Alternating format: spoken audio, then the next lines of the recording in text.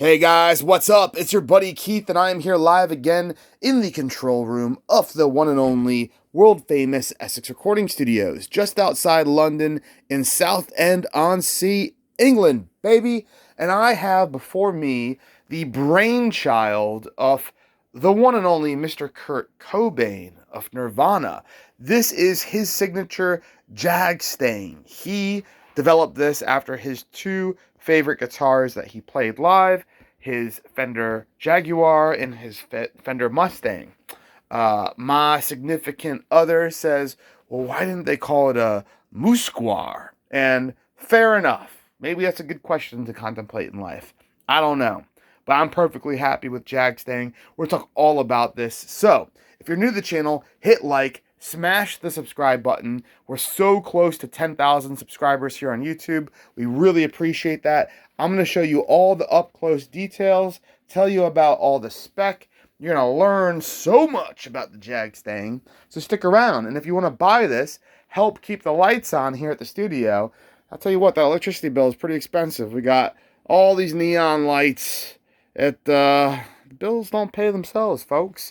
So if you want to help out and help us support independent artists, we really appreciate it. This guitar is for sale on the EssexRecordingStudios.com website and on Reverb.com. The verb of re, as I like to say.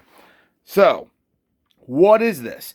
It's a 2021 model. It is the king of the offset Fender guitars. Look at this crazy body, guys. It is a Jaguar and a Mustang having a baby. It's not genetically possible in real life between those two animals, but it is possible from the fine folks at Fender in the guitar world. And we say the king of offsets. Your old friend Keith was in the Army, and a little trivia. Who's the king of battle? Does anyone know what the king of battle is? Comment in the comment section. Hit like if you know the king of battle. Your old buddy Keith was involved with the king of battle in the Army. I was an officer in that area. And then there's the queen of battle for bonus points. And I have to give major props to our queens of battle because they do a lot of the dirty work. All right. If you want to know the answer to that, the king of battle is artillery and the queen of battle is infantry in the Army. There you go. I hope you learned something from a good old friend Keith here. Oh, we're talking about the old Jagstang. So what do we have here? We've got an alder body. We've got a custom Jagstang humbucker. This thing is tilted and it is made just for this model. You have a Fender single coil and you have two switches, one switch for each pickup, which serves as an on-off and an in-phase and out-of-phase. You have a real beautiful rosewood fretboard. Not the Powell Pharaoh, not the cheap stuff, not the replica stuff. They give you the top Mac Daddy rosewood fretboard. It's a short scale. It's 24-inch short scale, and it's 7¼ inch fretboard radius. Okay? That's for maximum playability. That's what this is all about. No big, fat, crazy jumbo frets. Everything here is for comfort. It's for you to be able to focus on your performance and not have to sweat over nailing those chords. This thing plays itself.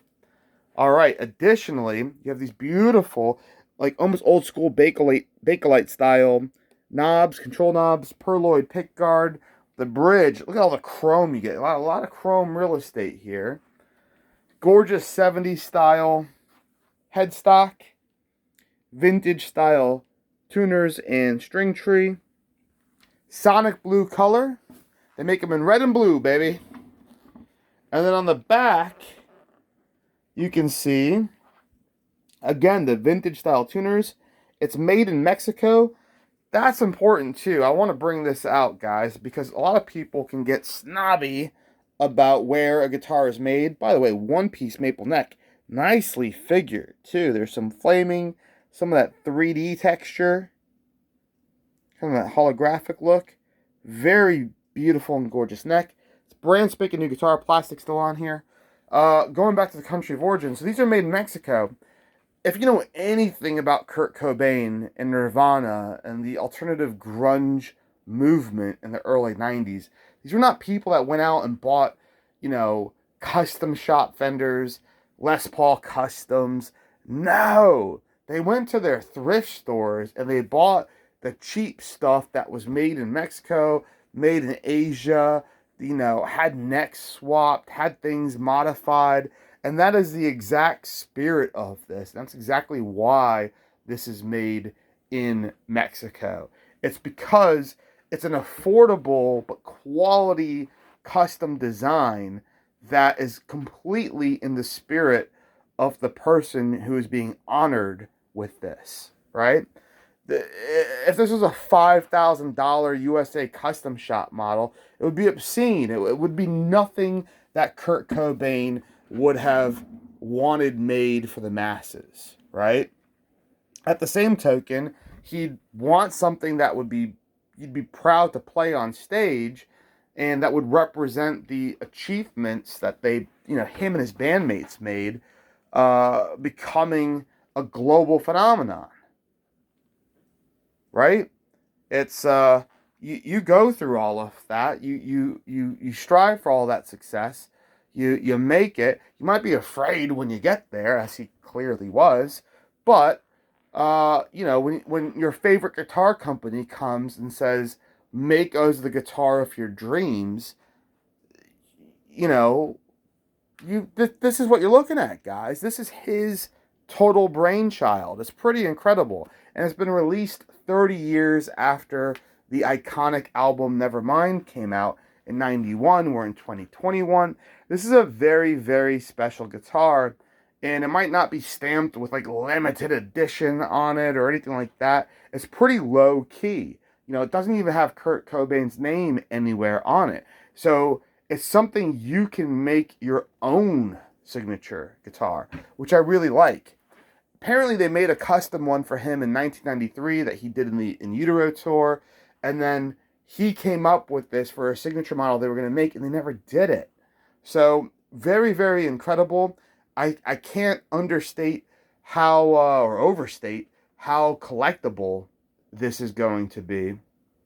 I think you're going to see this blow up, guys. I think you're going to see these be discontinued very soon, and they're going to end up going for big money. Because we're over here all the way in 2021, 30 years later, almost 2022, and you walk into like what they call like a Primark here, which is like a Walmart kind of, as far as clothes are concerned, here in Europe and in the UK, and all you see are Nirvana t-shirts.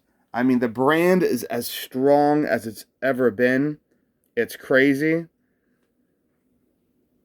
And for you to get one of these 30th anniversary special, I mean, there's no Fender that's ever come close to being like this.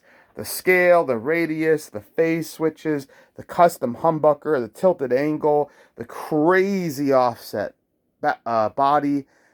This is such a special guitar in so many different ways. Yeah, I think this is definitely got investor and collectability all over it. You buy it, you keep it in this condition, and you've got yourself a valuable piece of memorabilia for the future.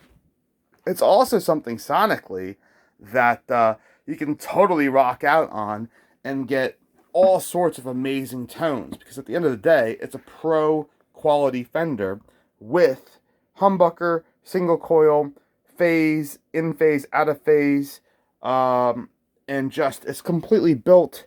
I mean, I've got fat little sausage fingers.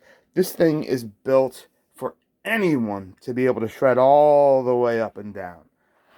Beautiful, beautiful guitar, and excellent value for money at this price point, with something that's attached to, you know, we were just actually talking about Kurt Cobain yesterday here at the studio, because I have an opportunity to buy something extremely valuable from a very, very, very famous band in the 80s. And we were chatting about that band and that guy in that band versus Kurt Cobain in the 90s. And I was talking to my mom about it. I said, you know, the thing with Kurt Cobain is, and the thing with Nirvana is, they were not only pioneers and front runners and leaders in their genre of music, they defined an entire genre of music. And not only did they define an entire genre of music, they defined an entire era of like pop culture.